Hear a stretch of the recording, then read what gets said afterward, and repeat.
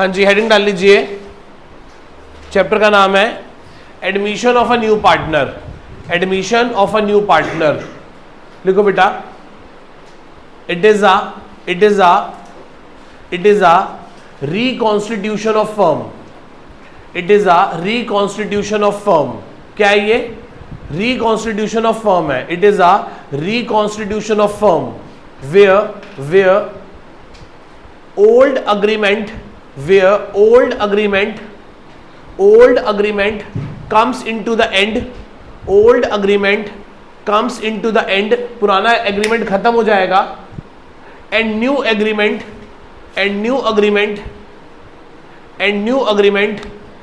into the existence, और नया agreement existence में आ जाएगा। पुराना एग्रीमेंट खत्म हो जाएगा और नया एग्रीमेंट बन जाएगा। क्लियर है? पहले कितने पार्टनर थे? 2। कितने थे? 2। अब कौन आया? एक नया पार्टनर और आया, और ये कौन है? नया पार्टनर, न्यू पार्टनर। जो चैप्टर का नाम क्या है? Admission of a new partner. तो ध्यान से देखना एक बार बोर्ड पे। ये कौन है? नया पार्टनर। ये कौन है? फर्म। ये कौन है? फर्म। ये कौन बैठे हैं? पुराने पार्टनर्स। ये कौन है? Old partners. ये कौन है? और ये कौन है? नया पार्टनर फर्म में 2 चीजें लेके आएगा। क्या लेके आएगा? Capital and goodwill. गुडविल कैसे लाएगा? जो हमने अभी लास्ट चैप्टर में पढ़ी, valuation of goodwill, estimation of goodwill. तो पहले हम फर्म की गुडविल एस्टिमेट करेंगे। मान लो फर्म की गुडविल आती है 10 लाख रुपए। नया पार्टनर 20% के लिए आ रहा है, तो उसे बोलेंगे कि भाई काम कर, तू 2 लाख रुपए किस बात के लाके दे? गुडविल के। तो वो कैपिटल लाएगा अपने, और एज वेल एज अपने शेयर का क्या लाएगा? गुडविल। क्या लाएगा? अब उस गुडविल के पैसे को बांट दिया जाएगा। किसमें बांट दिया जाएगा? ओल्ड पार्टनर्स में। कैसे बांट दिया जाएगा? इन देयर, उनकी कैसे? सैक्रिफाइसिंग रेशियो में। कौन सी रेशियो में? अब सर सैक्रिफाइसिंग रेशियो क्या होती है? लेट सपोज पूरी फर्म की गुडविल कितनी थी? 10 लाख। कितनी थी? 10 लाख रुपए थी। और ये जो नया पार्टनर Z आया ना, Z, तो Z आया है 1/5 शेयर के लिए। तो बताओ Z कितने पैसे लेके आएगा? 1/5 ऑफ 10 लाख, दैट इज कितने पैसे लाएगा? 2 लाख रुपए लाएगा। कितने लाएगा? इस 2 लाख में ये और A और B, मान लो 2 पार्टनर है A और B, इस Z को 1/5 देने के लिए A और B सैक्रिफाइस कर रहे हैं 1:3 की रेशियो में। कैसे सैक्रिफाइस कर रहे हैं? तो क्या ये 2 लाख रुपए दोनों में बराबर बटेंगे कि इस रेशियो में बटेंगे? रेशियो बटेंगे। तो कैसे बटेंगे? उनकी सैक्रिफाइसिंग रेशियो में। कैसे बटेंगे? उनकी सैक्रिफाइसिंग रेशियो में बटेंगे। तो एक बार डायग्राम बना लीजिए, समझ आ जाएगा।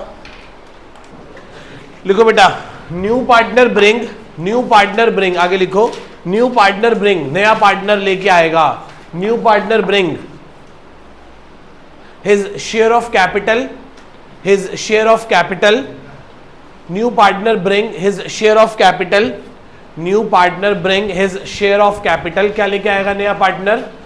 New partner bring his share of capital as well as amount of goodwill, new partner bring his share of capital, as well as amount of goodwill। आगे लिखो full stop. Capital retained by firm, capital is retained by firm, and amount of goodwill is distributed, among the amount of goodwill is distributed among the sacrificing partners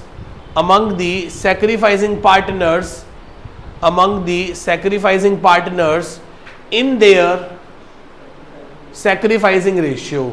capital का पैसा नया partner लेके आएगा जो firm रख लेगी, और goodwill का पैसा वो लाएगा, फर्म को देगा, फर्म आगे किस में बांट देगी? सैक्रिफाइसिंग पार्टनर्स में, जो क्या कर रहे होंगे? सैक्रिफाइस कर रहे होंगे अपने शेयर को नए पार्टनर के लिए।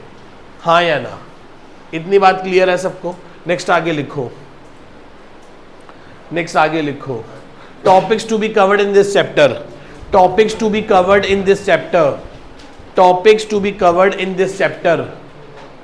पहला topic, topic number one,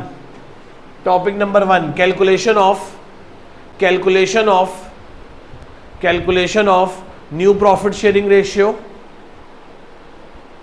comma sacrificing ratio, new profit sharing ratio, sacrificing ratio and gaining ratio. क्या निकालना सीखेंगे हम? पहले क्या निकालना सीखेंगे? Profit sharing ratio, sacrificing ratio and gaining ratio. Next treatment of goodwill, क्या सीखेंगे? ट्रीटमेंट ऑफ गुडविल करेंगे उसके बाद हम, ट्रीटमेंट ऑफ गुडविल। नेक्स्ट आगे third topic, revaluation of assets and reassessment of liabilities, revaluation of assets and reassessment of liabilities. Next लिखते हैं treatment of reserves, treatment of reserves, treatment of reserves, treatment of reserves, treatment of reserves, treatment of reserves and accumulated losses, treatment of reserves and accumulated losses. Next कितने हो गए? 4 हो गए। Fifth comprehensive problem, इसके बाद करेंगे हम 6 number का क्वेश्चन, कॉम्प्रिहेंसिव प्रॉब्लम जो बोर्ड में आता है, comprehensive problem. Next capital adjustments, capital adjustments,